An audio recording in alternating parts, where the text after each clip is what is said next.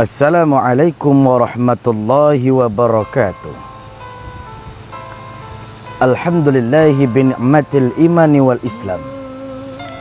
Allahumma salli ala sayyidina Muhammad wa ala ali sayyidina Muhammad. Ikhwan muslim dimanapun anda berada, betapa besar nikmat yang telah diberikan Allah kepada kita manusia. Tanpa Allah mengharapkan balasan, juga Allah tidak pernah mengharapkan imbalan. Akan tetapi, kita sebagai manusia harus bersyukur atas apa yang telah diberikan oleh Allah, dengan cara mengerjakan segala perintahnya, menjauhi segala larangannya. Imtisalu awamirillah wajtinabu nawahi.